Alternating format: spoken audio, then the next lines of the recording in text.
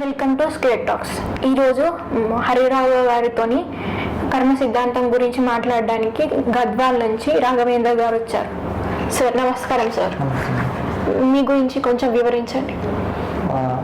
నేను గద్వాల్ నుంచి వచ్చాను సార్. నా క్వాలిఫికేషన్ బీఎస్సీ బీఈడీ సార్. నాకు కొన్ని డౌట్స్ ఉన్నాయి సార్. కర్మ సిద్ధాంతం గురించి కొంచెం నాకు తెలుసుకోవాలని సార్ గారితో తెలుసుకోవడానికి వచ్చాను సార్. కర్మ సిద్ధాంతం అంటే ఏంటి సార్? అసలు కర్మ అనేది ఉందా? మన తాతలు చేసిన నువ్వు ఈ కర్మ చేయడం వల్లనే ఇలా పుట్టావు, వాడు మంచి కర్మ చేసిన వాడు ఇట్లా అయినారు అని అన్నది అది ఎంతవరకు వాస్తవం సార్ అని. రైట్. కర్మ సిద్ధాంతం అనేది మనం మతపరమైన విశ్వాసాల్లో వింటూ ఉంటాము. అయితే ఒక్కొక్కరు ఒక్కొక్క విధంగా కర్మ సిద్ధాంతాన్ని డిఫైన్ చేస్తూ ఉంటారు. ఫస్ట్ ఆఫ్ ఆల్ మీకు కర్మ సిద్ధాంతం, మీ ఇద్దరికి కర్మ సిద్ధాంతం గురించి ఎక్కడ తెలిసింది, మీకున్న అవగాహన ఏంటి? ఫస్ట్ హర్షితం నువ్వు చెప్పమ్మా. కర్మ సిద్ధాంతం అంటే నాకు మా రిలేటివ్స్ నుంచి కానీ ఎవరైనా పూజలు చేస్తుంటే వాళ్ళకి పూజలు చేశారు, ఇలా వాళ్ళకి మంచి అవుతుంది, లేకపోతే పూజలు చేయలేదు, పాటించలేదు పద్ధతులు, అలా మంచి జరగదు, లేకపోతే వాడికి యాక్సిడెంట్ అయినప్పుడు కానీ, ప్రమాదాలు జరిగినప్పుడు కానీ, లేకపోతే ఎవరికన్నా చెడు చేసినప్పుడు కానీ, వాళ్ళకి కానీ ఏ రీజన్తోనైనా తెలియకుండా చెడు జరిగిన కానీ రిచువల్స్ లైక్ దినకర్మలు ఇలా చేస్తూ ఉంటారు. వాటి వల్ల పెట్టకపోతే కర్మలు, ఇప్పుడు మనం ఏదైనా చెడు చేస్తే అది పూర్వజన్మలో నెక్స్ట్ జన్మకు కానీ పూర్వజన్మలో కానీ వెంటాడుతూ ఉంటుంది, జరుగుతూ ఉంటుంది. మన నుంచి మన పిల్లలకి కూడా కర్మ జరుగుతూ ఉంటుంది అని వింటూ ఉంటాం. సో ఒకటి మీరు చెప్పింది ఏంటంటే రిచువల్స్ పాటించకపోతే, అంటే ఎవరైనా చనిపోతే కర్మకాండాలు చేయకపోతే చెడు జరుగుతుంది. రైట్. ఒకటి. రెండవది, మీరు తప్పులు చేస్తే ఆ కర్మ మీ పిల్లల్ని వెంటాడుతూ ఉంటుంది, వాళ్ళకి ఏమైనా చెడు జరగవచ్చు. మూడవది, పూర్వజన్మలో మీరు ఒకవేళ తప్పులు చేసి ఉంటే అది ఈ జన్మలో మీకు చెడు జరగవచ్చు, వారు ఈ జన్మలో చేసిన తప్పులకి వచ్చే జన్మలో చెడు జరగవచ్చు. ఇది బ్రీఫ్గా మీరు చెప్పినటువంటి 3 రకాలైంది. రాఘవేంద్ర గారు, మీకున్న అవగాహన ఏంటి? మీ కర్మ సిద్ధాంతం గురించి ఎక్కడ చూశారు, ఏం చదివారు? అంటే నేను మామూలుగా మన పెద్దలు, మన అమ్మ వాళ్ళు అనుకునేది నేను విన్నా సార్. అయితే ఇప్పుడు మన తాత ముత్తాతలు చేసిన పాపం వాళ్ళ తండ్రికి, వాళ్ళ మనవడికి కూడా వస్తుంది అనేది నేను బలంగా విన్నా సార్. చాలా మంది అనేది అంటే తండ్రి చేసిన పాపం పిల్లలకు వస్తుంది అంటారు. అట్లా 3 తరాల తప్పులు, వాళ్ళు చేసిన తప్పులు పిల్లలకు కూడా, పిల్లలకు కూడా, వాళ్ళ మనవాళ్ళకు కూడా వస్తుంది అంటున్నారు. అది ఎంతవరకు వాస్తవం నాకు అర్థం అవ్వట్లేదు.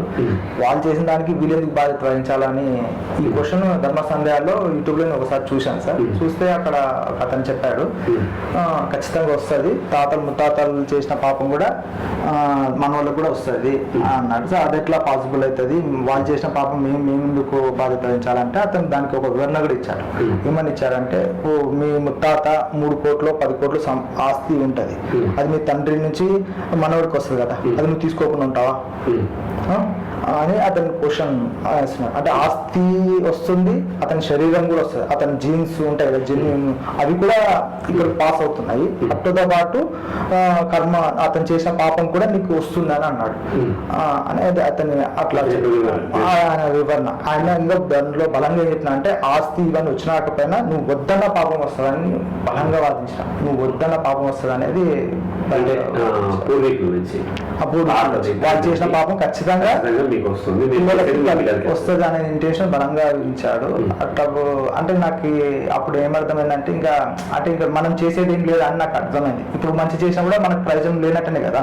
ఇప్పుడు మనం మంచి పనులు చేస్తుంటే మనకు మంచి రావాలి రిజల్ట్, కానీ మనం మంచి చేసినా మనకు చెడు జరుగుతుందంటే, మనకి చెడు జరుగుతుందంటే అది ఇంతకుముందు చేసిన పాపమేరా, అదే దీనికి పట్టిందని అంటుంటారు.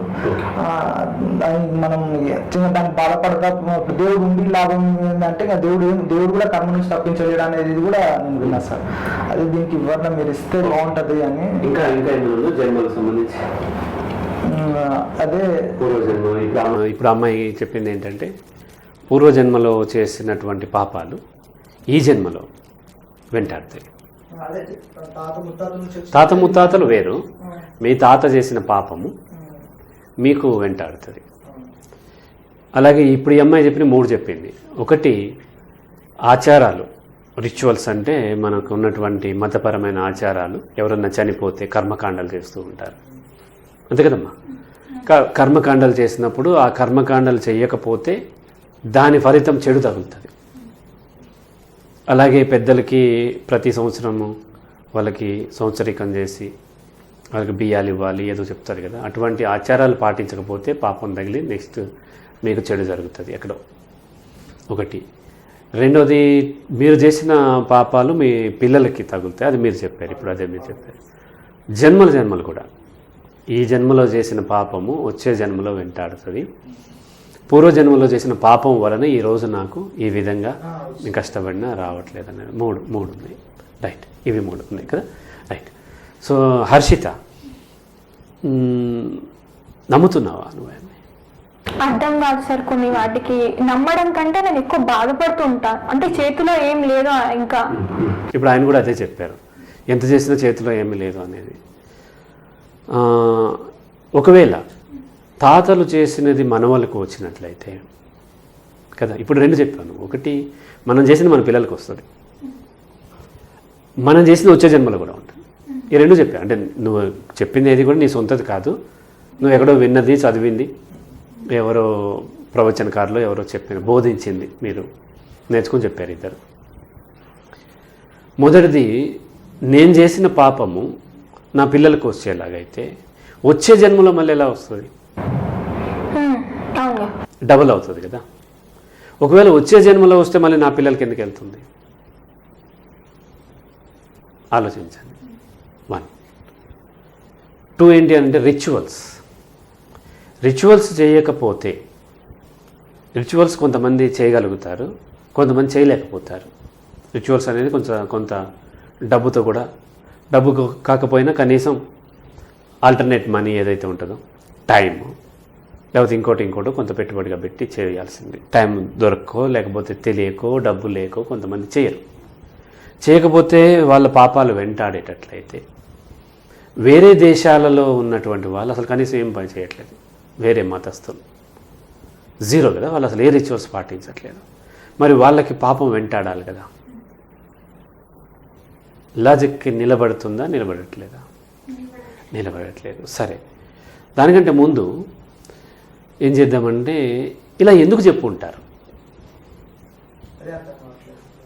ఎందుకు చెప్పుంటారు? ఒక వర్గాన్ని సమర్థిస్తూ చెప్పడం, లేదా ఒకరు చేసిన తప్పులను సమర్థించడానికి. అంటే అల్టిమేట్గా మనకి ఏవైతే మనకు మతపరమైన విశ్వాసాలు ఉన్నాయో అవి ఎవరో చెప్పినటువంటివి, ఎక్కడో ఫామ్ అయినటువంటివి. ఆ చెప్పిన వాళ్ళకి ఏదో పర్పస్ ఉంటుంది కదా, పర్పస్ ఉంటుంది. లాజిక్ నిలబడకపోవచ్చు. ఒకటి, ఈ జన్మలో చేసిన పాపము వేరే జన్మలో ఇవ్వటం ఏంటి? ఈ జన్మలో ఈ శరీరానికి ఆకలిస్తే ఎవరి దగ్గర గుంజుకొని నేను తినేశాను, ఈ శరీరానికి సంబంధించిన పాపం. వచ్చే జన్మలో ఈ శరీరమే లేదు, వేరే శరీరం రావచ్చు, లేదా ఒక మేక అయి ఉండొచ్చు, కోడి అయి ఉండొచ్చు, కుక్క అయి ఉండొచ్చు వచ్చే జన్మలో. దానికి పాపం తగలటం ఏంటి? ఎందుకంటే ఈ సమాజంలో ఒక పాపము వేరే సమాజంలో పాపం కాకపోవచ్చు. పాపము అన్నప్పుడు మనం పాపపుణ్యాలు కూడా డిఫైన్ చేయాలి. ఏంటి పాపము? నా తండ్రి చనిపోతే కర్మకాండలు చేయకపోతే పాపమా? లేకపోతే నేను ఇక్కడ ఉన్నటువంటి నాకేదో లభించకపోతే నేను ఏదో ఒక విధంగా వేరే వాళ్ళ దగ్గర గుంజుకుని ఆకలిస్తే నేను తినేసాను అనుకుందాం, లేదా ఎవరినో మోసం చేసాము అనుకుందాం, అది పాపమా? ఒక పీరియడ్స్ ఉన్న అమ్మాయి గుడికి వస్తే పాపం, రైట్? ఇటువంటివి ఉన్నాయి కదా, చాలా ఉన్నాయి. అలాగే వచ్చేసి గుడి నుంచి ప్రదక్షిణలు చేసేటప్పుడు ఆ పద్ధతి పాటించకుండా చేస్తే పాపం, రైట్? నిజంగా గాడ్ ఎగ్జిస్ట్ అయి ఉండి ఒక అమ్మాయి, పీరియడ్స్ ఉన్న అమ్మాయి పొరపాటున గుడికి వెళ్తే ఆమెకు పాపాలు తగిలేలాగా చేస్తాడా? లాజికల్లీ దేవుడు అనే క్వాలిటీతోని మీరు ఆలోచించండి. నిజంగా దేవుడు పెట్టుంటాడా ఇవి? రైట్? ఒకవేళ పీరియడ్స్ అపవిత్రమైతే, పీరియడ్స్ కనుక అపవిత్రమైతే, ఇప్పుడు మనము ఆవు పాలు తీస్తున్నాం. ఆవు పాలు తీసేటప్పుడు ఆవుకు కూడా పీరియడ్స్ వస్తాయి కదా, పీరియడ్స్ రాందే ఏ జీవి ఆ ఎగ్ ఫామ్ ఉంది, అది బర్త్ ఇవ్వలేదు కదా. మరి ఎవరైనా ఆవుకు పీరియడ్స్ వస్తాయో తెలుసుకుని ఆ వారం రోజులో 10 రోజులో 15 రోజులో పాలు పితక్కుండా వదిలేశారా? వదిలేయలేదు. ఆ పాలు తీసుకుని దేవుడికి అభిషేకం చేస్తున్నాం కదా, మరి అతనికి పాపం వస్తుందా, పుణ్యం వస్తుందా? స్త్రీ యొక్క పీరియడ్స్ అపవిత్రమైతే ఆవు పీరియడ్స్ ఏమవుతాయి? అపవిత్రం అవ్వాలి కదా ఒకవేళ అయితే. అలాగే వచ్చేసి మనము ఆ పాలు తీసుకుపోయి విగ్రహం మీద, దేవుడు సంబంధం లేదు, దేవుడు వేరు, విగ్రహం మీద పోసి ఏదో మనం ఆచారాలు పాటిస్తున్నాం. దేవుడు చెప్పాడో లేదో తెలియదు, బట్ ఆ పాలు యాక్చువల్లీ దేనిది? ఆవు యొక్క బిడ్డవి. ఆ బిడ్డ కోసం ఆవుకు పాలు వస్తే ఆ బిడ్డకి కొంచెం ఆ ఆవు చేపేదాకా వదిలి ఆ బిడ్డను గుంజి కట్టేసేసి ఆవుకి ఆ స్వీట్గా ఉన్న తౌడు ఏదో పెట్టి మొత్తం పాలు గుంజేస్తున్నాం కదా. ఇది పాపమా పుణ్యమా? నిజంగా గాడ్ ఎగ్జిస్ట్ అయ్యి గాడ్ కనుక చూస్తూ ఉన్నట్లయితే దాన్ని డెఫినెట్గా పాపమే అంటాడు కదా. తన బిడ్డ కోసం వచ్చిన పాలని మీరు గుంజుకోవటం. చాలామంది ఏమంటారంటే ఆవుకు పాలు ఎక్కువ వస్తాయి సార్, నీకు చెప్పింది అతను. పులికి వస్తుందేమో ట్రై చేయొచ్చు కదా, వెళ్తే అది చంపి తినేస్తుంది కాబట్టి ట్రై చేయం. ఆవు సాధు జంతువు, అమాయకమైంది కాబట్టి ఆవును ఏం చేస్తున్నామంటే ఆవు కొన్ని లక్షణాలు మనం అప్పచెప్పేసేసి మనం గుంజుకుంటూ ఉన్నాం. అమ్మకు కూడా అంతే, స్త్రీకి కూడా అంతే. స్త్రీ భూదేవంత ఓర్పు ఉండాలి అని చెప్పి స్త్రీని హింసిస్తూ ఉంటారు.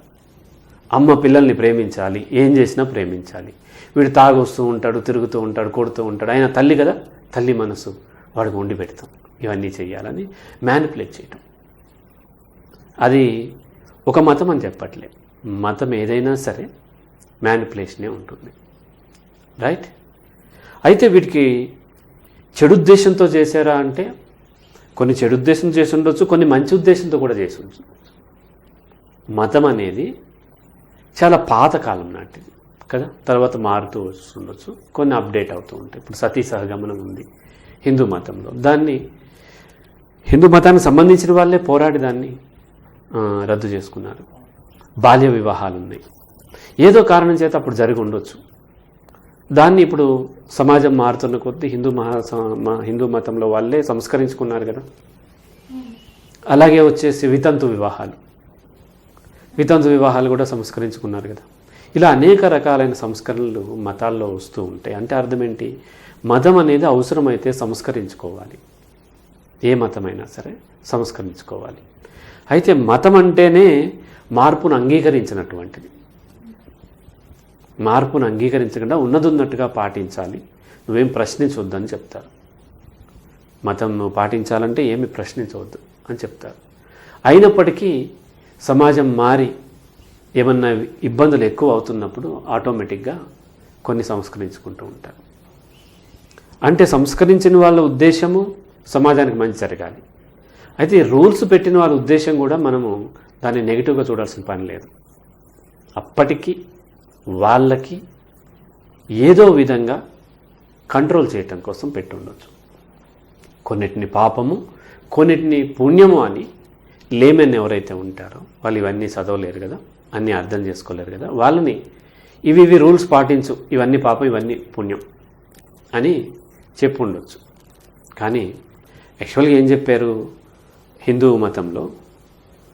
పరోపకారాయ పుణ్యం అంటే ఆ సంస్కృతంలో ఉంటుంది ఆ పదాలు. ఇతరులకు ఉపకారం చేయటం పుణ్యం, పరపీడనం పాపం, ఇతరులను పీడించటం పాపం, ఇంత ఇంకేం లేదు, రైట్? ఇతరులకు ఉపయోగపడటం పుణ్యం, ఇతరులకు పీడించటం పాపం, అంతే డెఫినేషన్, ఇంకేం లేదు. ఆ తరువాత దీన్ని ప్రతిదాన్ని నేను పీడిస్తున్నానా లేదా? ఎందుకంటే తను తిండి తినాలంటే ఏదో ఒక ఇది చేయాలి, ఏంటి, మొక్కనో లేకపోతే ఏ కోడినో కోసుకు తింటమో లేకపోతే ఏదో ఒకటి చేయాలి. తను వ్యాపారం చేయాలంటే కనీసం 10 రూపాయలకు 1 రూపాయన లాభం రావాలి. మరి నేను పీడిస్తున్నట్ట కాదా? ఇలాంటివి ఏవో ఉంటాయి. కాబట్టి అప్పట్లో రకరకాల తరతరాలుగా వచ్చినటువంటి మతాలు ఉంటాయి, వందల వేల సంవత్సరాల నుంచి వచ్చినవి ఉంటాయి కదా. అప్పట్లో ఉన్న ప్రజలకు ఏదో ఒక విధంగా కంట్రోల్ చేయటం కోసం ఇటువంటి కొన్ని నియమాలను వాళ్ళు చెప్పుండొచ్చు, రైట్. దాంట్లో ఇది పాపము అయితే ఏంటి నేను చేస్తాను అని ఉండొచ్చు. అంటే ఏమంటారు, నువ్వు పాపం చేస్తే వాడికి బాగా బలం ఎక్కువ ఉంది, వాడు బాగా డబ్బు ఎక్కువ ఉంది, వాడు విర్రవీగుతూ ఉంటాడు, కంట్రోల్ అవ్వడు, బలహీనులందరినీ మోసం చేసేస్తూ కొడుతూ ఇంకో రకంగా హింసిస్తూ ఉన్నప్పుడు వాళ్ళు ఏం చేస్తారంటే వాడిని కంట్రోల్ చేయలేక, అది తప్పే వాడు చేసేది, కానీ వాడిని కంట్రోల్ చేయలేక నువ్వు ఇప్పుడైతే ఇలా చేస్తున్నావు కదా, నువ్వు చేసిన ప్రతి పాపానికి వచ్చే జన్మలో నీకు పనిష్మెంట్ ఉంటుంది, ఎందుకంటే ఈ జన్మలో ఇవ్వలేకపోతున్నావు. కాబట్టి ఆ విధంగా అయినా కొంత అతన్ని కంట్రోల్ చేయటం కోసం, లేదా నువ్వు చేసిన ప్రతి పాపానికి నీ పిల్లలకి పనిష్మెంట్ ఉంటుంది అనేసరికి అతని పిల్లలంటే అభిమానం ఉంటుంది కదా. అయ్యో నేను ఇప్పుడు హత్య చేస్తే నా పిల్లలకి ఏమన్నా అవుతుందేమో, నేను ఇప్పుడు వాడిని అవమానిస్తే నా పిల్లలు అట్లా పుడతారేమో అనే భయం, పాపభీతి ద్వారా వాళ్ళని కంట్రోల్ చేయటం కోసం ఇటువంటి కర్మ సిద్ధాంతం వచ్చి ఉండొచ్చు. ఒక కారణం, నా అవగాహన ప్రకారం, నా లాజిక్ ప్రకారం, రైట్. ఇక్కడ రెండు కవర్ అయినాయి. ఒకటేంటి, వచ్చే జన్మలో ఈ రోజు నువ్వు చేస్తున్నావు కదా, నీకు కనుక నువ్వు ఇట్లా చేస్తే ఇప్పుడు కంట్రోల్ చేయలేకపోతున్నాం కాబట్టి, ఇప్పుడు చట్టం ఉంది, నైతికత ఉంది, అన్నీ ఉన్నాయి, కానీ కంట్రోల్ చేయలేనప్పుడు లాస్ట్కి ఏం చెప్తాను, నిన్ను ఎట్లా కంట్రోల్ చేయాలంటే నేను మానసికంగా కంట్రోల్ చేయడం కోసం ఈరోజు చేసిన పాపాలు రేపొద్దు నిన్ను వెంటాడి నీకు వచ్చే జన్మలో ఒక చాలా హీనమైనటువంటి జీవిగా జన్మిస్తావు అట్లా చెప్పినట్లయితే వాళ్ళు భయపడే అవకాశాలు ఉన్నాయి కాబట్టి అలా చెప్పుండొచ్చు, లేదా అది నీ పిల్లలకి పాకుతుందని చెప్పవచ్చు. ఇది మరి ఇది నిజమా అబద్ధమా అంటే, అలాగే రిచువల్స్ కూడా, రిచువల్స్లో కొంత స్వార్థం ఉంటుంది. రిచువల్స్ పాటించకపోతే నష్టం ఎవరికి అంటే, దేవుడికి మనకి మీడియేటర్గా ఉండేటువంటి ప్రీస్ట్స్ ఉంటారు కదా, అది ఏ మతంలో అయినా సరే మీడియేటర్స్ ఉంటారు, మీడియేటర్గా నటిస్తాం. యాక్చువల్గా దేవుడికి మీడియేటర్ అవసరం లేదు, డైరెక్ట్గా మీతోనే మాట్లాడవచ్చు దేవుడు మాట్లాడదలుచుకుంటే, కానీ మధ్యలో ఒకరికి ఉండి వారి ద్వారా మనం చెప్పాల్సిన అవసరం లేదు. ఈ మీడియేషన్ చేయటం ద్వారా దేవుడికి మనకి మధ్యవర్తిత్వం వహించడం ద్వారా కొంతమంది జీవనం సాగిస్తూ ఉంటారు. ఒక్కొక్క మతంలో ఒక్కొక్కరు ఉంటారు. సో దాంట్లో వాళ్ళు అది నమ్ముతున్నారు, వాళ్ళు తప్పంటానికి కూడా లేదు, వాళ్ళు అది నమ్మి వాళ్ళు చేస్తూ ఉన్నారు. కాబట్టి వాళ్ళకు నష్టం వచ్చే ప్రతిదాన్ని పాపం కింద డిఫైన్ చేసే అవకాశం ఉంది, రైట్ అమ్మా. ఎందుకు అంటే ఇప్పుడు నేను కర్మకాండాలు చేయట్లేదు అనుకోండి, అతనికి నష్టం. కాబట్టి ఆటోమేటిక్గా కర్మకాండాలు చేయకపోతే మీకు ఇబ్బంది అవుతుంది, మీకు ఇన్ ఫ్యూచర్లో కీడు తగులుతుంది. లేకపోతే మీ ఫాదర్కి లేకపోతే మీ మదర్కు, మీ చనిపోయిన వాళ్ళు ఉన్నారు కదా, వాళ్ళు ఆ స్వర్గానికి వెళ్ళలేరు, మధ్యలోనే ఆత్మ వేలాడుతూ ఉంటుంది. లేకపోతే వైతరణి నదిలో మునిగి తేలుతూ ఉంటుంది. ఆ నది నిండా ఏవో మలమూత్రాలు, చీము, నెత్తులతో ఉండే అసహ్యకరంగా ఉండే నదిలో మునిగి తేలుతూ ఉంటుంది. మీరు కర్మకాండాలు చేస్తే దానికి బెనిఫిట్, అతను మూవ్ అవుతాడు, అంతే భయపడిపోయి అది చేసేటువంటి అవకాశాలు ఉన్నాయి. ఆ విధంగా రిచువల్స్కి కర్మ సిద్ధాంతాన్ని పెట్టి ఉండొచ్చు, కర్మ సిద్ధాంతం. సో ఈ విధంగా కొంతమందిని కంట్రోల్ చేయటం కోసం ఆ రోజుల్లో ఒక మంచి ఉద్దేశంతో చేసి ఉండొచ్చు. అలాగే కొంతమంది తమ వ్యాపారానికి కాస్త నష్టం రాకుండా ఉండాలంటే రకరకాల దీంతో, అంటే ఒక వ్యక్తి ఒక విధంగా ఒక మెథడ్ ఏదో ఎన్నుకొని అది వర్కౌట్ అవుతున్నప్పుడు తను ఏం చేస్తాడంటే వేరే తనకి లాభం వచ్చేటువంటి అంశాల్లో కూడా అదే మెథడ్ పెడతాడు, లేదా తన నష్టాల నుంచి తప్పించుకుంటాను కూడా అదే మెథడ్ పెడతాడు. ఇక్కడ మెథడ్ ఏంటి, తను కంట్రోల్ చేయడం కోసం మానసికంగా భయపెడుతున్నాం, శారీరకంగా ఇంకో రకంగా తను కంట్రోల్ కావట్లేదు కాబట్టి మానసికంగా భయపెట్టడం ద్వారా అతన్ని కంట్రోల్ చేశాము. అంటే ఇక నెక్స్ట్ ఏంటి, తనకు నష్టం చేసే అంశాల పట్ల కూడా అదే మెథడ్ మనిషి అవలంబించే అవకాశం ఉంది. కాబట్టి ఈ రిచువల్స్ కూడా వచ్చి ఉండొచ్చు. అంటే మీకు ఇంకా చాలా క్వశ్చన్స్ ఉన్నాయి కదా. ఇప్పుడు అంటే ఇంకొక దీంట్లో కూడా దేవుణ్ణి పూజిస్తే నీ కర్మ నుంచి కొంతవరకు విముక్తి వస్తుంది, దేవుడు కూడా నీ కర్మను కాపాడలేడు అనేది ఒక ఉంది సార్. అయితే నువ్వు దేవుణ్ణి పూజించి దేవుణ్ణి నమ్మడం వల్ల నీకు పెద్ద యాక్సిడెంట్ అయ్యేది ఉంటుంది. చిన్న దేవుణ్ణి బాగా చేసే పరిహారాలు చేసినా దేవుని పూజించినా దాని నుంచి పెద్ద యాక్సిడెంట్ దగ్గర చిన్న యాక్సిడెంట్ అయ్యి నీ సేవ్ చేస్తాడు. కర్మ నుంచి కర్మను పూర్తిగా తొలగించలేడు దేవుడు, బట్ కర్మ నుంచి నేను విముక్తి కొంతవరకు తీవ్రత తగ్గించే అవకాశం ఉంటుంది అంటారు. అది ఎంతవరకు? రైట్. పూజిస్తే, దేవుణ్ణి పూజ చేస్తే, లేదంటే దేవుణ్ణి ప్రార్థిస్తే, నమాజ్ చేస్తేను, అంటే దేవుడికి అనుకూలమైనది ఏదో చేస్తే దేవుడు నీ కర్మని కొంత తగ్గిస్తాడు. అంటే నీ యొక్క కర్మఫలం, నెగిటివ్ కర్మఫలం, నాట్ పాజిటివ్, నెగిటివ్ కర్మఫలాన్ని తగ్గిస్తాడు. ఇప్పుడు మీరు ఒక తప్పు చేశారు అనుకుందాం, నేరం చేశారు. నేరం చేసిన తర్వాత జడ్జి దగ్గరికి వెళ్ళారు, కోర్టుకు తీసుకెళ్ళారు. ఆ జడ్జి మీకు శిక్ష వేస్తాడు. ఆ శిక్షించే జడ్జిని బాగా పూజిస్తే, పొగిడితే, లేకపోతే అతను ప్రార్థన చేస్తే అతను మీ శిక్ష తగ్గించారనుకోండి. మీరు ఒక పేపర్కో దేనికో స్టేట్మెంట్ ఇచ్చారు, గవర్నమెంట్ కూడా చెప్పారు, అందరికీ చెప్పారు, నేను ఆయన్ని పూజించానయ్యా, నా నేరం తగ్గించాడు అంటే ఆ జడ్జి నెక్స్ట్ ఏమవుతాడు? రిమూవ్ చేయబడతాడు కదా. ఆ జడ్జి నేరస్తుడు అవుతాడు. ఆ జడ్జి ఉద్యోగం పోతుంది. అవసరమైతే జడ్జిని కూడా మళ్ళీ అరెస్ట్ చేసి జడ్జిని కూడా జైల్లో పెడతారు. ఎందుకు? జడ్జి నేరం చేశాడు, తనని పొగిడిన వాడికి శిక్ష తక్కువ వేశాడు. అంటే దేవుడు నేరం చేస్తాడా? ఆలోచించండి. దేవుడు ఏమన్నా ఫూలా? దేవుడిని పొగిడేసేస్తేనో, దేవుడా నీకు ఇది ఇచ్చేస్తాను మొక్కుకుంటేనో, దేవుడు మనకు వచ్చేటువంటి లంచం పుచ్చుకొని మన నుంచి దేవుడు మనం చేసిన తప్పుల్ని క్షమించేస్తాడా? అలా చేస్తే దేవుడి లక్షణమే కాదు కదా. అంటే దేవుడికి నువ్వేమి ఇవ్వగలవు? దేవుడికి అవసరమా? దేవుడిది కానిది నీ దగ్గర ఏముంది? ప్రతిదీ దేవుడు ఇచ్చిందే. ఇప్పుడు సపోజ్ నేను కౌన్సిలింగ్ ఇస్తాను, ఎంతో డబ్బు మీరు ఇస్తాడు. అలా కాకుండా నేను నా కౌన్సిలింగ్ అంతా రికార్డ్ చేసి తిరిగి నాకు వినిపించేసి, సార్ మీ ఫీజు అయిపోయిందంటే ఎట్లా? లేదా మీ డబ్బులు ఇచ్చింది మీ డబ్బులు మళ్ళీ రిఫండ్ చేసేసి కౌన్సిలింగ్ అయిపోయిందమ్మంటే ఎట్లా? అంటే నాది కాందేదో మీరు ఇవ్వాలి, నాకు మీది కాందేదో నేను ఇవ్వాలి, అప్పుడే ట్రాన్సాక్షన్ అవుతుంది. ఇప్పుడు గాడ్ అనే కాన్సెప్ట్ ప్రకారం తీసుకుంటే ఆ వ్యక్తికి ఉన్న ప్రతిదీ కూడా దేవుడే కదా, దేవుడు ఇచ్చిందే కదా. దాన్ని మళ్ళీ తిరిగి దేవుడు తీసుకుని టెస్ట్ చేసి వీడు తిరిగి ఇచ్చాడు కాబట్టి సంతృప్తి పొందిపోయి నువ్వు చేసిన పాపాలను క్షమిస్తే దేవుడి లక్షణం ఎట్లా అవుతుంది?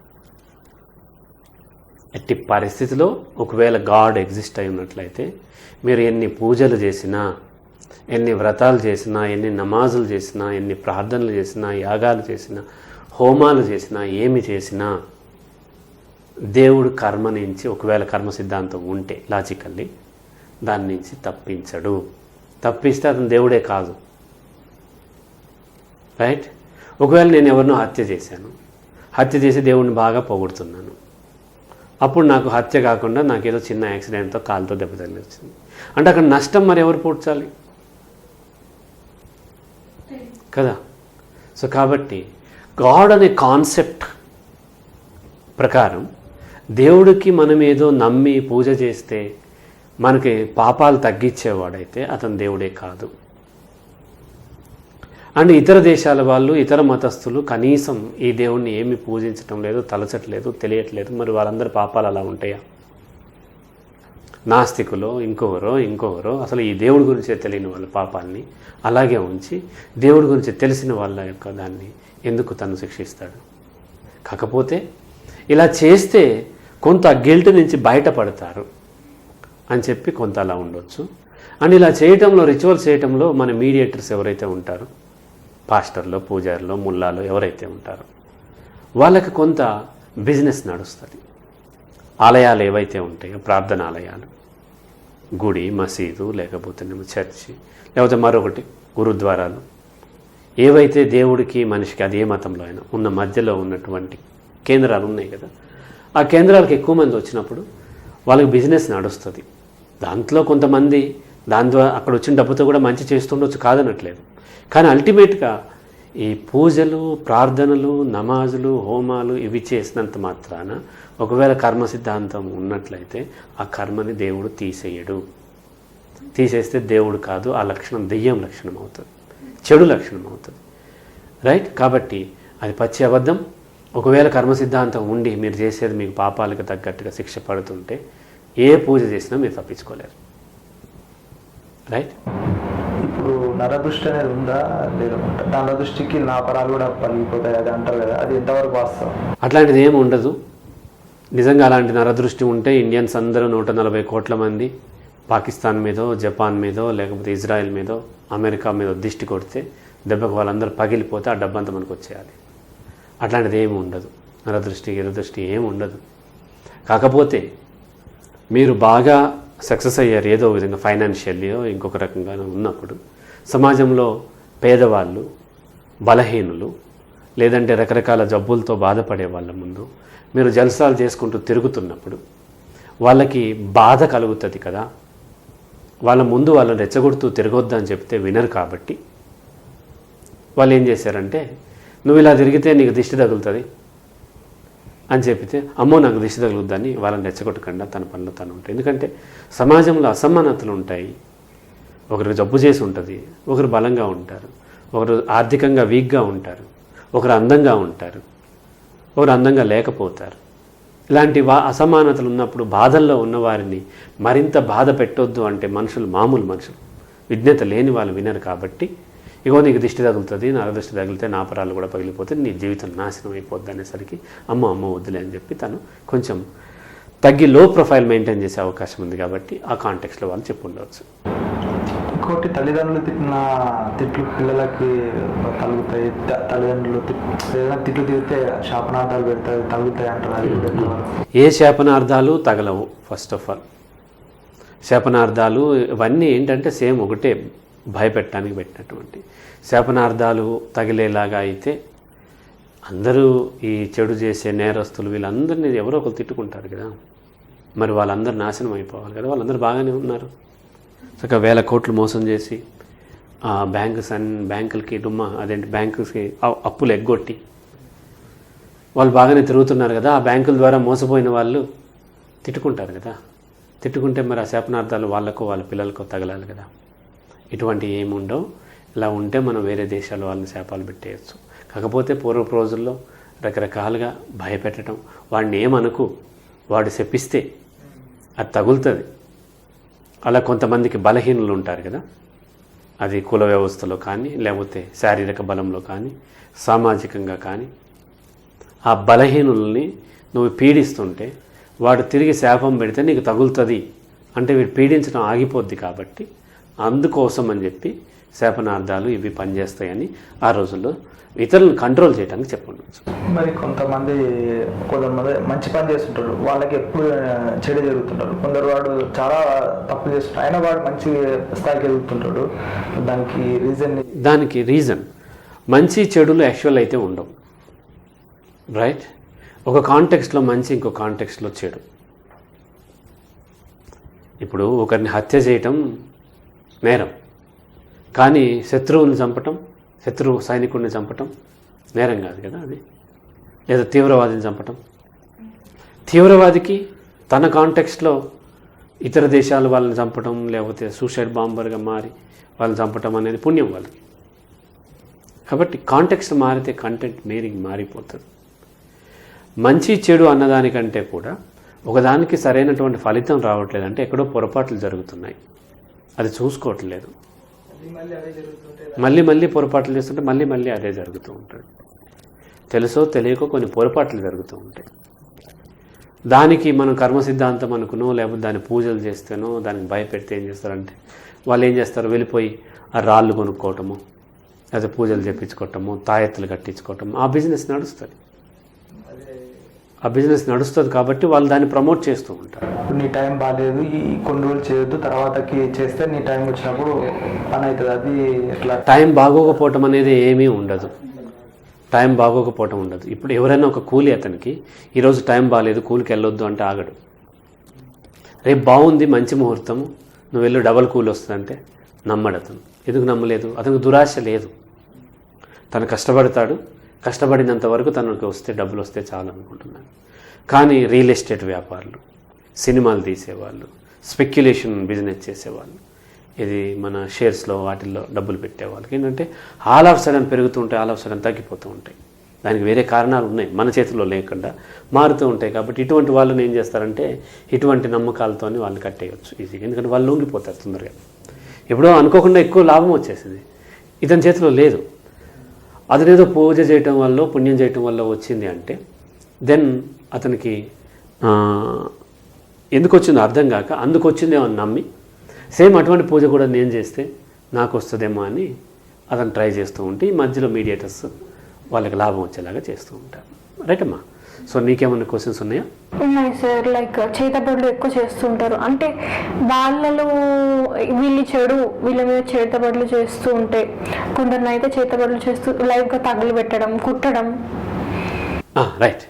చేతబడులు చేసిన వారిని కొడుతూ ఉంటారు, చేశారనే అనుమానంతో కొడుతూ ఉంటారు. మనకి ఎక్కువ ఈ నల్గొండ డిస్టిక్ ఇటువంటి ఎక్కువ సిటీ అవుట్స్కట్స్లో శివారు ప్రాంతాలలో ఇవన్నీ ఎక్కువ జరుగుతూ ఉంటాయి.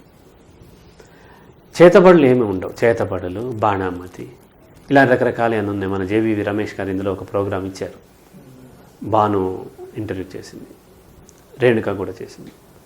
చేతబడులు ఉంటే మనందరము వేరే దేశాలు చేతబడులు చేసేసి ఈ చేతబడులందరినీ తీసుకెళ్ళిపోయి చైనాకి చేతబడి చేసేసి మన లాభాలు పొందొచ్చు, అమెరికా వాళ్ళకి చేతబడులు చేసి లాభాలు పొందొచ్చు కదా. అవేమి ఉండవు.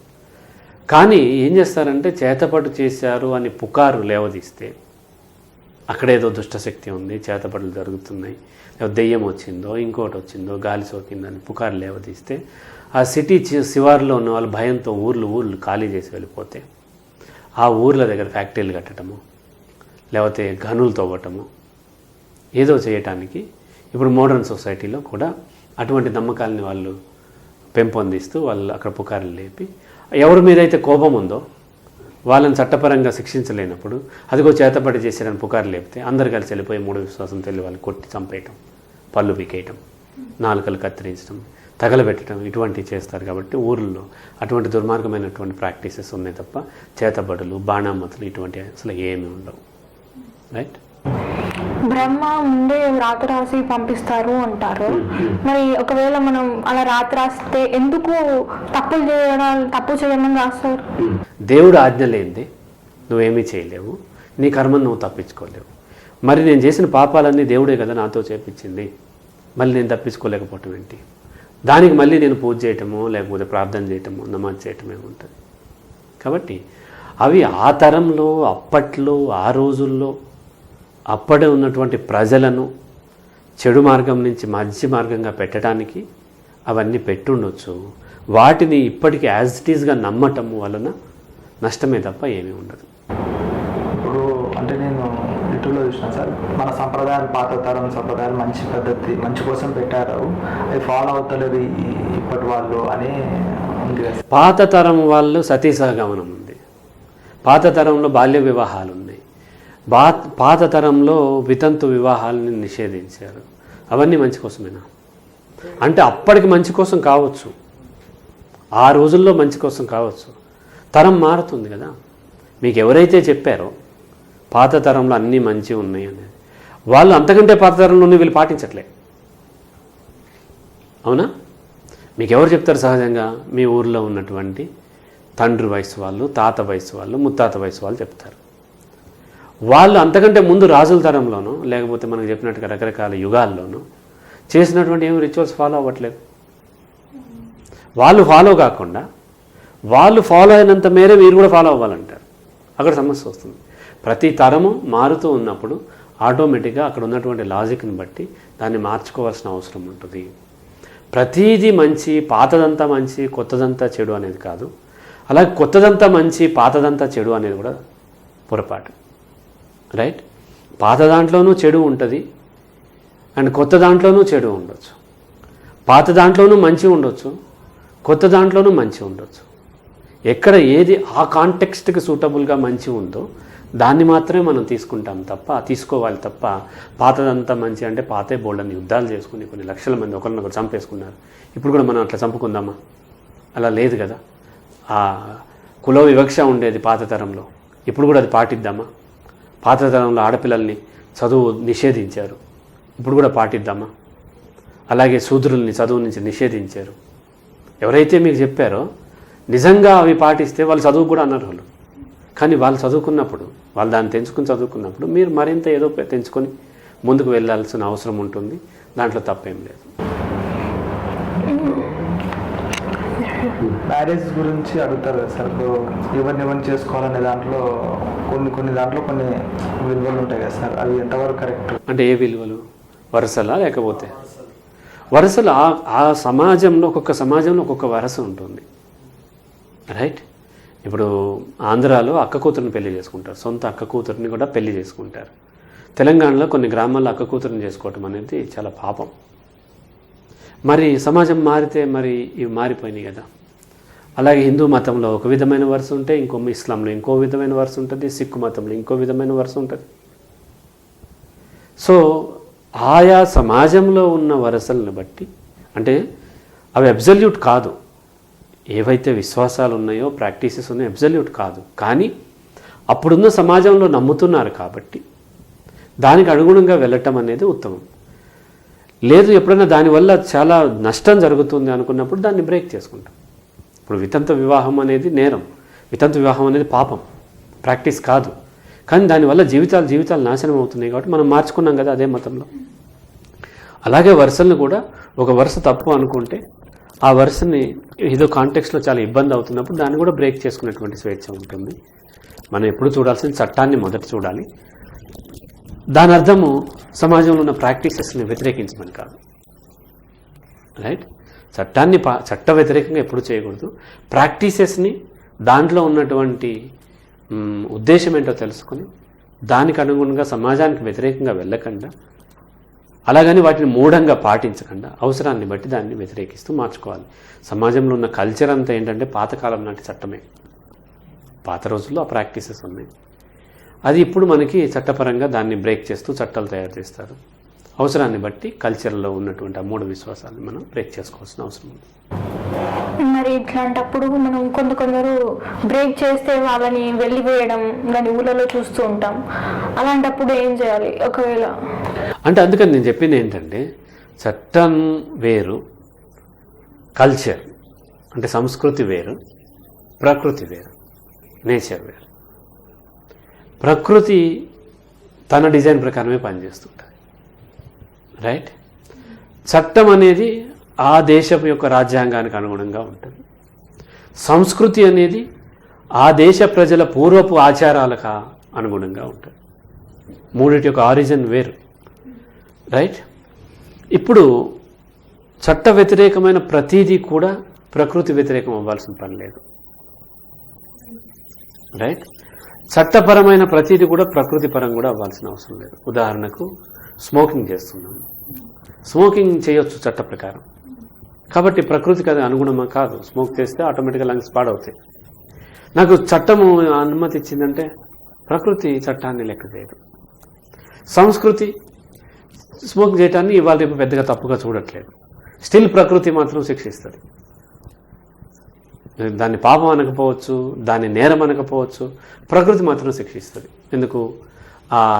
లంగ్స్ పాడవుతాయి కాబట్టి, ఆల్కహాల్ తీసుకోవటం ఇటువంటి. అలాగే ఇప్పుడు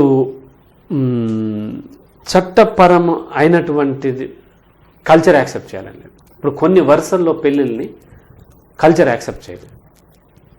చెల్లి వరుస, కజిన్, అత్త కూతుర్ని హిందూ దాంట్లో అత్త కూతుర్ని యాక్సెప్ట్ చేస్తారు, పిన్ని కూతుర్ని చేయరు.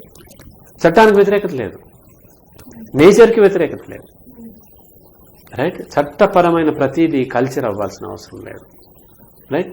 అయితే అలాగే వచ్చేసి ప్రకృతికమైన ప్రతిదీ కూడా కల్చర్ అవ్వాల్సిన అవసరం లేదు, చట్టం కూడా అవ్వాల్సిన అవసరం లేదు. ప్రాకృతికమైనటువంటిది అంటే ప్రకృతి అనుకూలంగా ఉన్నటువంటి ప్రతిదీ కల్చర్ అవ్వాల్సిన అవసరం లేదు, చట్టం అవ్వాల్సిన అవసరం లేదు. ఇప్పుడు ఒక 17 years బాయ్ 16 years గర్ల్ మధ్య సెక్స్ని ప్రకృతి ఏం వ్యతిరేకించదు, కానీ చట్టం వ్యతిరేకిస్తుంది. అలాగే కల్చర్ కూడా వ్యతిరేకిస్తుంది. అదే వాళ్ళు మేజర్ అయిపోయారు అనుకోండి, చట్టం అబ్జెక్షన్ చెప్పదు, పెళ్లి కాలేదు, వాళ్ళిద్దరు 21 అబవ్ ఉన్నారు, వాళ్ళిద్దరి మధ్య సెక్స్ని ప్రకృతి వ్యతిరేకించదు, చట్టం వ్యతిరేకించదు, కానీ కల్చర్ వ్యతిరేకిస్తుంది. దీని కల్చర్ ప్రకారం పెళ్లి కాని వాళ్ళు అలా సెక్స్ చేయటం అనేది నెగిటివ్ ప్రాక్టీస్. కాబట్టి మనం ఇక్కడ అర్థం చేసుకోవాల్సినవి 3 ఉంటాయి. 3లో చట్టం అంగీకరిస్తుంది కాబట్టి ప్రకృతి వ్యతిరేకంగా వెళ్తే మనకు నష్టం అవుతుంది. ప్రకృతి అంగీకరిస్తుంది కాబట్టి చట్ట వ్యతిరేకంగా వెళ్తే చట్టం శిక్షిస్తుంది. చట్టం అంగీకరించి ప్రకృతి సూటబుల్గా ఉండి కల్చర్కి వ్యతిరేకంగా వెళ్తే సమాజం నుంచి వ్యతిరేకత వస్తుంది. ఎందుకంటే మనము ఒక్కరిమే బతకలేము. కాబట్టి ఈ 3 కన్సిడర్ చేసి వెళ్ళాలి. ఈ 3లో తెంచుకోవాలంటే ఫస్ట్ ఏది తెంచుకోవాలి? ఒకవేళ తెంచుకోవాల్సిన అవసరం ఏర్పడితే ముందు మనము బ్రేక్ చేసుకోవాల్సింది కల్చర్ని. కల్చర్ వ్యతిరేకంగా వెళ్ళమనట్లేదు. ఒకవేళ ప్రాణం మీదకి వచ్చినప్పుడు ముందు మనం బ్రేక్ చేయాల్సింది కల్చర్ని, ఆ తర్వాత చట్టాన్ని కూడా. చట్టము ఒకవేళ నీకు ప్రాణం మీదకి వచ్చినప్పుడు నిన్ను రక్షించుకునే బాధ్యత నీకు ఇచ్చింది. ఆ క్రమంలో ఎదుటి వాళ్ళకి హాని జరిగినా చట్టం ఏం శిక్షించదు. చట్టాన్ని వ్యతిరేకించేటువంటి స్వేచ్ఛ చట్టం కూడా ఇస్తుంది, తన చట్టమే ఇస్తుంది. అంటే చట్టంలో ఏమైనా లొసుగులు ఉన్నా లేదా పర్టికులర్ కాంటెక్స్ట్లో ఆ చట్టం వల్ల నాకు ఎక్కువ నష్టం జరుగుతుందా చట్టం వ్యతిరేకంగా కూడా చేయవచ్చు. చట్టం ఇస్తుంది, ఆ హక్కు ఇస్తుంది. ఇక లాస్ట్లీ ప్రకృతికి వ్యతిరేకంగా వెళ్ళి మనం ఏం ఎక్స్ప్లెనేషన్ ఇచ్చినా ప్రకృతి తన ప్రకారమే వెళ్తుంది. మనం చేయగలిగింది అయితే ఏముంది. రైట్, ఈ క్రమంలో వెళ్ళాలి. ఇప్పుడు మనం ప్రకృతిని దేవుడు అనొచ్చా? నో, దేవుడు అనగానే మళ్ళీ ఏమొస్తాయి? పూజలు, వేడుకోటాలు, ఆయన్ని నువ్వు గొప్పోడు అని చెప్పటం, నైవేద్యాలు లేదా ప్రార్థనలు, నమాజులు ఇవి వస్తాయి. ప్రకృతి అంతే. ఎందుకు దేవుడితో ఏం పని? ఇప్పుడు దేవుడు ప్రకృతి వేరా లేదా దేవుడే ప్రకృతి సృష్టించాడా, ఎట్లా అనుకోవాలని? అది ఇది సృష్టినా లేకపోతే ఇది ఫార్మేషనా క్రియేషన్ ఎవరికి తెలియదు. దేవుడు అనే కాన్సెప్ట్ మనకి ఎక్కడి నుంచి వచ్చింది? పెద్దల నుంచి వచ్చింది కదా. ఆ కాన్సెప్ట్ ప్రకారం మతం లేదు కదా. దేవుడు నిజమైతే, విశ్వం మొత్తం సృష్టించినోడు అతనే అయితే దేవుడికి మతం ఉంటుందా? ఉండదు. దేవుడికి ప్రచారం అవసరమా? దేవుడికి ఆలయాలు అవసరమా? దేవుడికి పూజలు అవసరమా? ఇవేమి దేవుడికి సంబంధం లేదన్నటువంటి ఒకవేళ దేవుడు అనే కాన్సెప్ట్ ప్రకారం కదా. కాబట్టి దేవుడు అనేటువంటి కాన్సెప్ట్ ఏదైతే ఉందో ఆ కాన్సెప్ట్స్ని యాజ్ ఇట్ ఈస్గా అర్థం చేసుకుంటే హ్యూమన్ లైఫ్లో గాడ్ ఈజ్ కంప్లీట్లీ ఇర్రిలవెంట్. అసలు గాడ్ గురించి ఒక్కసారి కూడా తలచాల్సిన అవసరమే లేదు.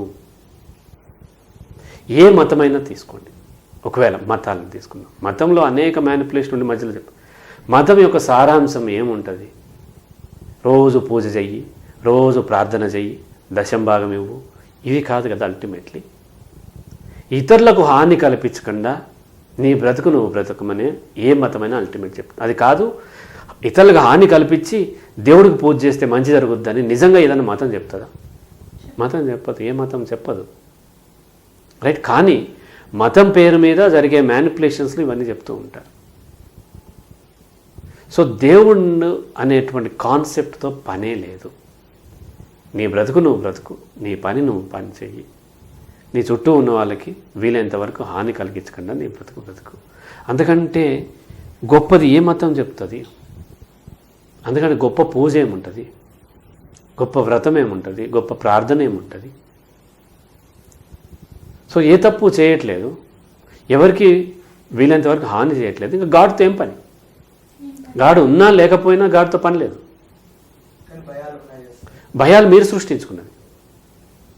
భయాలు గాడు సృష్టించడు కదా. గాడేం శాడిస్ట్ కాదు కదా. తనను నమ్మకపోతే వాళ్ళని చంపేసి యాక్సిడెంట్లు చేసేవాడు అట్లాంటి గాడు ఉంటాడా? భయాలకి గాడికి సంబంధం లేదు. నిజంగా దేవుణ్ణి నమ్మితే ఏ పూజ చేయాల్సిన పని లేదు, ఒక్కసారి కూడా ప్రార్థన చేయాల్సిన పని లేదు, ఒక్కసారి కూడా నమాజ్ చేయాల్సిన పని లేదు, ఏమి చేయక్కర్లే. గాడ్ గురించి మీరు నమ్మితే, మీరు గాడ్ నమ్మట్లే, మీరు నమ్మేది మీ మత ప్రాక్టీసెస్ లేదా మత పెద్దలు చెప్పేది. మీకు డౌట్ ఉంది, దేవుడు ఉన్నాడేమో, ఇట్లా లంచం పడేసేసి మనం లాభం పొందొచ్చు అని ఆశపడుతున్నారు. అది మీ మత పెద్దలు ఎవరో చెప్పారు. దేవుడు అలా లొంగడు. దేవుడు ఆశపడడు. మీ యొక్క కానుకలకో మీ యొక్క దశమ భాగానికో మీరు ఇచ్చేటువంటి మొక్కులకో దేవుడు ఏమాత్రం లొంగడు. అటువంటప్పుడు ఇక వీటితో పని లేదు. ఇవేవి దేవుడికి సంబంధం లేదు. రైట్? ఇప్పుడు మంచి రోజులు అంటూ ఉంటాయా? ఉండవు. ప్రతిరోజు నార్మల్, మంచి రోజు చెడ్డ రోజు ఉండదు. ఇవన్నీ మనం పెట్టుకున్నదే. రైట్? ఏకాదశి రోజునైనా మంచి పని చేస్తే మంచి జరుగుతుంది. అష్టమి రోజున మంచి పని చేసినా మంచి జరుగుతుంది. కానీ చెయ్యరు కదా సార్, చాలా భయాలు మీరు సృష్టించుకుంది. బ్రేక్ ఎట్లా చేసుకోవాలి సార్? బ్రేక్ మీరు ఆ మూఢ విశ్వాసం నుంచి బయటపడితే బ్రేక్ అయిపోద్ది అంతే. ఇవన్నీ మధ్యలో వాళ్ళు సృష్టించారు. నేను చేసినటువంటి పనికి సరిపడా ఫలితం వస్తే చాలు. ఇది కాకుండా, పనికి కాకుండా పూజ చేయటం ద్వారా నాకు ఫలితం వస్తే నాకు అది వద్దు. అలా కాకుండా ఏకాదశి రోజున మొదలు పెట్టడం ద్వారా పని వస్తే నాకు వద్దు. నేను పని చేస్తాను నిజాయితీగా. ఆ పనికి ఎంత ఫలితం వస్తుందో అది వస్తుంది ఆటోమేటిక్గా. గాడు ఉన్నా వస్తుంది, లేకపోయినా వస్తుంది. అంతే కదా. సో కాబట్టి మీ పని మాత్రమే దైవము. పని చేయండి, ప్రార్థించకండి. పని చేయండి, పూజించకండి. ఇక్కడ కర్మ అనగానే పూజల్ని కర్మ అంటారు. కర్మకాండాలు అంటే పూజలు కదా. కర్మ అంటే యాక్చువల్గా ఏంటి? పని. కానీ ఇక్కడ పని అంటే ఏంటంటే పూజలే పని అంటున్నారు. ఎందుకు? అక్కడ వాళ్ళకి లాభం వస్తుంది కాబట్టి చెప్పాడు. ఇవన్నీ గాడ్ చెప్పడు. ఏ గాడ్ కూడా చెప్పడు. ఏ గాడ్ ఉన్నా అసలు గాడ్ ఉంటే ఒకటే ఉంటాడు. గాడ్ వచ్చి ఇలా చేస్తే మీకు ఎక్కువ మంచి ఇస్తాను, ఇలా చేస్తే చెడు ఇస్తాను అట్లా చెప్పాడు కదా. ఏం పని దేవుడికి? మిమ్మల్ని సృష్టించి మీరు నన్ను పొగిడితే మీకు లాభం చేస్తాను. గాడ్ ఏమన్నా ఫూలా? కాబట్టి మంచి రోజు చెడ్డ రోజు ఉండదు. అండ్ మీ పని చేస్తే దేవుడు ఉంటే ఫలితం వస్తుంది, లేకపోయినా పని చేస్తేనే ఫలితం వస్తుంది. ఇంకేం లేదు. అది ఇంకొకటి వాస్తు దోషాలు అంటారు కదా సార్. ఈ భూమి మంచిది కాదు, ఆ భూమిలో కట్టిన ఇల్లు, ఆ ఇంట్లో ఉన్న వాళ్ళకి కొన్ని రోజుల నుంచి ఏం మంచి జరగట్లేదు, ఆ ఇల్లు కాల్ చేస్తే మంచిగా ఉంటుంది ఇట్లా అంటుంటారు కదా. అది ఎంతవరకు? మనకి ఇప్పుడు విజయవాడలో వరదలు వచ్చినాయి, హైదరాబాద్లో వచ్చినాయి. అవన్నీ వాస్తు ప్రకారం కట్టుకుని ఇల్లే కదా చాలా వరకు. అందులో వాస్తు పండితులు కూడా ఉన్నారు కదా. మరి వాస్తు ప్రకారం కట్టినప్పుడు వరదలు ఎందుకు వచ్చినాయి? రాకూడదు కదా. సో వాస్తు కాదు, కాకపోతే ఒక ఇల్లు కట్టుకునేటప్పుడు మనం క్లోజ్ చేసుకుంటున్నాం కాబట్టి సరైన గాలి వెలుతురు, లేకపోతే ఇటుపక్క నుంచి ఏమొస్తుంది, వర్షపు జల్లు ఎటుపడే అవకాశం ఉంది, ఏ సీజన్లో ఎండ ఎటువైపు వచ్చే అవకాశం ఉంది, వీటిని పెట్టుకుని కొన్ని మన పెద్దలు చెప్పి ఉండవచ్చు. ఎందుకంటే దక్షిణాన సమ్మర్లో నీడ, వింటర్లో ఎండ ఉంటుంది.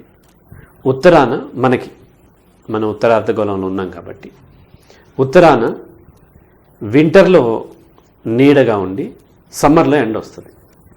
ఉత్తరాన ఉన్న గదికి ఎక్కువగా సమ్మర్లో వేడిగా ఉండి వింటర్లో మరింత చల్లగా ఉంటుంది. ఇప్పుడు అటువంటి గదిలో వయసు అయిపోయిన వాళ్ళు, ఓపిక తక్కువ ఉన్న వాళ్ళు, జబ్బు చేసిన వాళ్ళు పడుకుంటే ఎండాకాలం వేడికి తట్టుకోలేరు, అలాగే చలికాలం చలికి తట్టుకోలేరు. కాబట్టి వాళ్ళని పెద్దవాళ్ళు దక్షిణాన ఉండాలని చెప్తారు. దాని అర్థం దక్షిణాన్ని ఖచ్చితంగా ఉండాలని కాదు. దక్షిణ భాగంలో ఉన్నటువంటి ప్రాంతానికి ఎండాకాలంలో నీడ వస్తుంది, అలాగే చలికాలంలో ఎండ వస్తే కొంచెం వెచ్చగా ఉంటుంది, వాళ్ళు తట్టుకోగలుగుతారని లేదు. పిల్లలు ఉత్తర భాగాన ఉంటే వీళ్ళు యంగ్ ఉన్నారు కాబట్టి వీళ్ళ శరీరం తట్టుకోగలుగుద్దని ఇటువైపున అట్లా పెట్టారు తప్ప, అలా కాకుండా ఇది పెడితే ఇక్కడ చీపురు పెడితే ఇది అవుతుంది, అక్కడ ఓపెన్ ఉంటే ఇది అవుతుంది, అట్లాంటివన్నీ కూడా పొరపాటు. ఇప్పుడు అది అందరు ఇంట్లో కూడా 4-5 రకాల దేవుడి పటాలు కూడా ఉంటాయి కదా సార్. మనం ఒకటే దేవుడిని పూజించాలంటారు. అవన్నీ పటాలు. ఫస్ట్ పటాలకి దేవుడికి సంబంధం లేదు, పూజకి దేవుడికి సంబంధం లేదు. ఇప్పుడు పటం లేకుండా ఇంట్లో ఇల్లు ఉండొచ్చా సార్? బ్రహ్మాండంగా ఉండొచ్చు. నా ఆఫీస్లో ఒక పటం కూడా లేదు, నా ఇంట్లో కూడా ఒక పటం కూడా లేదు. నేను బాగానే ఉన్నాను కదా. అమెరికాలో పటాలు పెట్టుకోవట్లేదు కొంతమంది, వాళ్ళు వేరే క్రిస్టియన్స్ ఉండొచ్చు. అట్లా కాకుండా నాస్తికులు ఏ పటాలు ఉండవు, వాళ్ళని చచ్చిపోతున్నారా? పటాలు లేకపోతే పటాలు, అవి పటాలు మీకు సంబంధించి, గాడ్కి సంబంధమే లేదు. అంటే స్వర్గం నరకం అని కూడా పటాలు ఇవన్నీ మీరు ఇక్కడ క్రియేట్ చేసుకుని. స్వర్గంలో ఏముంటాయి చెప్పండి? మళ్ళీ అక్కడ పోయిన రంభా ఊర్వశులు, లేకపోతేనేమో ఆల్కహాల్, ఇవన్నీ ఉంటాయి కదా. ఇవన్నీ ఇక్కడ ఉన్నాయి కదా. స్వర్గం ఎవరు చూడలేదు, చూసి మళ్ళీ వెనక్కొచ్చేటువంటి అవకాశం లేదు. మిమ్మల్ని ఆశ పెట్టడానికి, బెదిరించడానికి వాడేటువంటి తప్ప స్వర్గ నరకాలు ఏముండవు. డెత్ తర్వాత లైఫ్ ఏముండదు, మొత్తం లైఫ్ డెత్ ముందే, డెత్ తర్వాత ఏముండదు. రైట్? ఇంకేమైనా క్వశ్చన్స్ ఉన్నాయా? పుట్టుకను పాజిటివ్ గాను చనిపోయిన వాళ్ళకి మడిగా ఉంటది అని అంటుంటారు, కానీ నిజానికి పుట్టడం చనిపోవడం అనేది చాలా కామన్. అయితే ఇక్కడ మనకి పుట్టినప్పుడు కూడా మైల అంటారు కొంతమంది.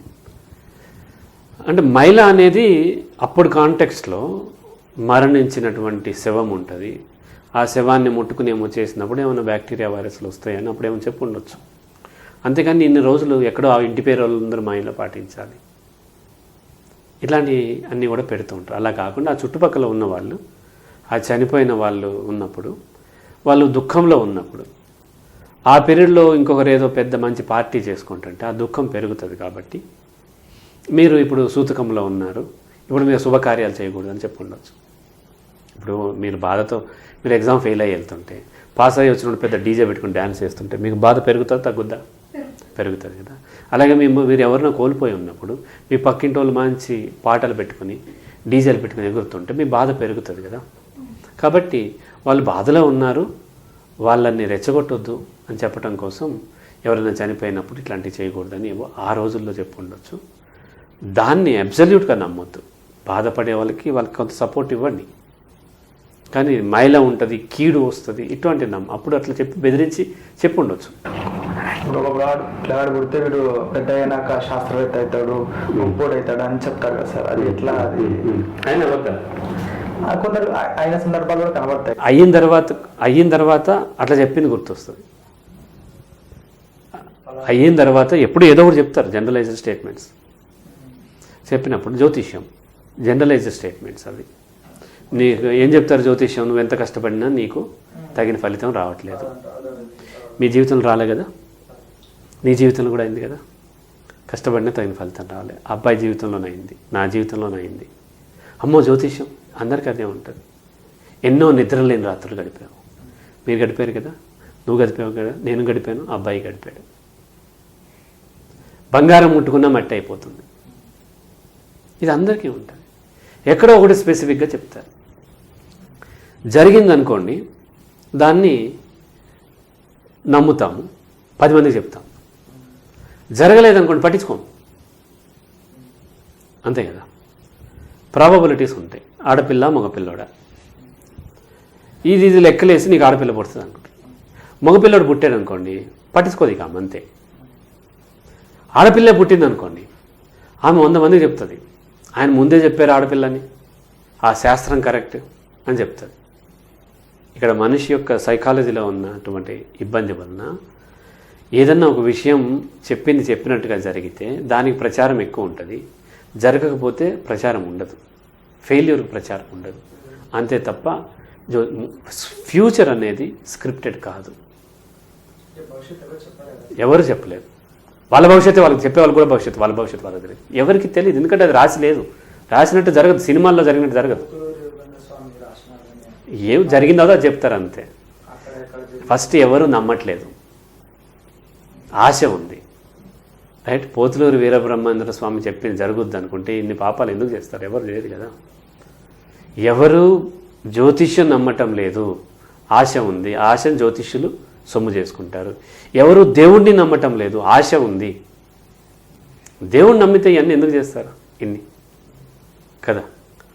సో ఆశ ఉంది, తప్పులు చేసి తప్పించుకోవడానికి మార్గం ఉందేమో అని ఎతుకుతున్నారు అంతే తప్ప ఏమీ జరగవట్లేదు. మనిషి అనేవాడు ఇప్పుడు ఇన్ని సృష్టించాలి కదా సార్, నమ్మకాలు మనం అన్నీ మాట్లాడుకున్నాం. ఇప్పుడు మనిషిని ఎట్లా అర్థం చేసుకోవాలి మనం? అంటే మనం వాళ్ళ ప్రభావంలో మనం కొట్టుకుపోవాల్సిందేనా? కొట్టుకుపోవక్కర్లే. మీరు రేషనల్గా ఉండి మీరు లాజికల్లీ థింక్ చేస్తే కొట్టుకుపోవాల్సిన అవసరం లేదు. లేదు మీకు దురాశ ఉంటే అప్పుడు ఆశ పుడుతుంది, ఇట్లా చేస్తే నాకు వస్తుందేమో, ఈ ముహూర్తంలో బ్రహ్మ ముహూర్తంలో లేచి చదివితే వస్తుందేమో, చదివితే వస్తుంది. బ్రహ్మముహూర్తంలో చదివి లేచి ఏం చదవాలి? బ్రహ్మముహూర్తంలో లేచి బైబిల్ చదివితే క్రిస్టియన్ అవుతాడా అతను? కదా. బ్రహ్మముహూర్తం లేసేది పూర్తి పుస్తకం చదువుతున్నాడు, ఏమవుతుంది అప్పుడు? సో ఇట్లాంటి అన్ని అత్యాశ పరులకి చేసేటువంటి, నువ్వు చదవాలి ఎప్పుడు చదివాను, కాకపోతే పొద్దున్నే అనేది కొంచెం నిద్రపోయి లేసాం కాబట్టి ఫ్రెష్గా ఉంటుంది కాబట్టి కొంచెం ఎక్కువ అవకాశాలు ఉంటాయి, అంతే తప్ప ఓన్లీ అప్పుడు చదివితేనే వస్తుంది అనేది ఏం లేదు. ఎప్పుడు చదివింది మీకు అర్థమైతే ఆ విషయం అవగాహనలోకి వస్తుంది. ఇంకా సార్, ఈ నక్షత్రంలో పుట్టిన వాళ్ళకి ఈ అదృష్టం, వాళ్ళతో ఈ పూజలు చేపిస్తే ఈ అదృష్టం, వాళ్ళని పెళ్లి చేసుకుంటే ఈ అదృష్టం. ఇంత తెలివి ఉన్న మనము బాగా మన యొక్క డబ్బు ఇది పెంచేసుకుని, ఏంటి మన యొక్క జీడిపి పెంచుకొని బాగా డబ్బు సంపాదిస్తే అమెరికా వాళ్ళు, జపాన్ వాళ్ళు, యూరోపియన్స్ వచ్చి మన దగ్గర పనులు చేయాలి కదా. వాళ్ళు అవేం చేయట్లే కదా, నక్షత్రాలు చూడట్లేదు, ఏం చూడట్లేదు. వాళ్ళేమో పెద్ద పెద్ద కంపెనీలు పెడితే మనం అక్కడ పోయి అమెరికా పోయి జాబ్స్ చేస్తున్నాం. మరి మనకి ఇంత తెలివి ఉంది కదా, పాటిస్తున్నాము. పెళ్లి చేస్తానికి నక్షత్రమే, శోభనానికి నక్షత్రం, పిల్లలు పుడితే బారసాలకు నక్షత్రం, పేరు అన్ని లెక్కలేసి పెడుతున్నాం. మనందరూ అదృష్టవంతులు అయిపోవాలి కదా. అలా అవ్వట్లేదు, వాళ్ళ అదృష్టవంతులు అవుతున్నారు. మరి వాళ్ళకి పని చేయండి. ఇటువంటి అన్ని నమ్మటం వల్ల మీ టైం వేస్ట్ అవుతుంది తప్ప, వాళ్ళకి ఎవరన్నా చెప్పే వాళ్ళకి వస్తుంది 4 డబ్బులు వస్తాయి తప్ప మీ జీవితం నాశనం అవుతుంది తప్ప ఏముంది. ఈ ఉంగరాలు, దండలు, చేతులు, ఇవన్నీ అవన్నీ వాళ్ళు వ్యాపారం చేసుకునే వాళ్ళు పుట్టించినాయి తప్ప, ఉంగరాలు మనం పెట్టుకుంటారంటే మనం చాలా గొప్పలం అయిపోవాలి కదా. ఒకసారి మీకు ఆ మూఢ విశ్వాసాలకు వెళ్ళటం మొదలైన తర్వాత ఇంకా పోతూనే ఉంటారు. ఎక్కడికి పోతారంటే కన్న బిడ్డల్ని కూడా చంపేసుకుంటారు. మదనపల్లిలో 2 పిల్లల్ని చంపేసుకున్నారు. ఎందుకు? అదే మూఢత్వం. ఏదో నేను సాధించేస్తాను, ఇలా చేస్తే అది వస్తుంది, ఇది వస్తుంది. మళ్ళీ దీని నుంచి బయటపడడానికి ఇప్పుడు మీరైతే చెప్తున్నారు కానీ అందరూ చేయట్లేదు కదా. అది వాళ్ళు చూజ్ చేసుకున్నటువంటి లైఫ్ స్టైల్, అది వాళ్ళ ఇష్టం. గవర్నమెంట్కి ఏం పని? యాక్చువల్గా రాజ్యాంగం అయితే చెబుతుంది. రాజ్యాంగం ఏం చెప్తుంది? సైంటిఫిక్ థింకింగ్ పెంచాలని చెప్తుంది. రాజ్యాంగం యొక్క స్ఫూర్తి అదే కదా. కానీ వచ్చిన గవర్నమెంట్ రాజ్యాంగాన్ని అమలుపరచడం కాదు కదా, వాళ్ళ ప్రభుత్వాన్ని నిలబెట్టుకోవటం ముఖ్యం. కాబట్టి వాళ్ళు ఇంకా ఈ మూఢత్వాన్ని పెంచుతారు. గవర్నమెంట్ ఏం చేయదు, స్కూల్స్ ఏం చేయదు, టీచర్స్ ఏం చేయలేరు. ఎవరికి వాళ్ళుగా లాజిక్ అర్థం చేసుకున్నట్లయితే వాళ్ళు బయటపడాలి తప్ప. ఎందుకంటే ఈ మూఢ విశ్వాసాలు ఏవైతే ఉన్నాయో అందులో ఉన్న వాళ్ళకి అవి మూఢం అనిపించదు. ఈ భూమి మీద ఎవరన్నా ఒక అబ్బాయి వచ్చి నాకు మూఢ విశ్వాసాలు ఉన్నాయండి అని చెప్పాడా? ఎవరు చెప్పరు కదా. సో కాబట్టి వాళ్ళకు వాళ్ళు లాజిక్ అర్థం చేసుకుని బయటపడాలి తప్ప వేరే మార్గం లేదు. ప్రభుత్వాలు కూడా ఏం చేయలేవు. ఇక్కడే కాదు, ప్రపంచవ్యాప్తంగా ఏ ప్రభుత్వాలు ఏం చేయలేవు. ఎక్కడ చూసినా మతం పెరిగిపోతుంది కదా, ఒక మతం కాకపోతే ఇంకో మతం. అన్ని యుద్ధాలు మతాల మధ్య జరిగినాయి కదా, అన్ని మత విశ్వాసాల మధ్య జరిగినాయి, ఆస్తికుల మధ్య జరిగినాయి కదా. నాస్తికులు కూడా జరగవచ్చు కాదనట్లేదు, కానీ సొల్యూషన్ వీళ్ళని బయటపడేయటం ఎవరు తీసుకోలేరు. ఏ సంఘము ఏమీ చేయలేదు. చేసే కొద్దీ కౌంటర్ అవుతారు ఇంకా. అందుకని నాస్తిక సంఘాలు, హేతువాద సంఘాలు ఇవన్నీ పనిచేస్తుంటే ఇన్ని వేల సంవత్సరాలు పనిచేసినా ఎవరు కూడా మారరు. ఎందుకు మారరు? వాళ్ళు కౌంటర్ తయారవుతారు. వీళ్ళు ఇట్లా చేస్తున్నారు, నా ధర్మాన్ని కాదంటున్నారు, నా ధర్మాన్ని నేను కాపాడుకోవాలని మరింత దాంట్లో వాళ్ళ మూఢ విశ్వాసంలోనే లాజిక్ ఎత్తుక్కొని ఇదే బలమైందని ఎక్కువ అవుతూ ఉంటారు. అందుకని నేను ఎవరిని మార్చే ప్రయత్నం చేయను. ఎందుకు అంటే ఎవరు మారరు, వాళ్ళకి అవసరమైతేనే వస్తారు. మొన్న ఎవరో అన్నారు, సార్ ఎటువంటి క్లయింట్స్ మీ దగ్గర పంపించారు? నా దగ్గర పంపించొద్దంట. అవసరం అనుకుంటే వాళ్ళు వస్తారు, నువ్వెవరు పంపించడానికి? కాబట్టి వ్యక్తి తనకు తానుగా మారాలి తప్ప ఎవరు ఏమీ చేయలేరు. నాకు ఇంత విలువైన సమాచారం ఇచ్చినందుకు హరిరావు గారికి మరియు రఘువేంద్ర గారికి చర్చలో పాల్గొన్నందుకు ధన్యవాదాలు.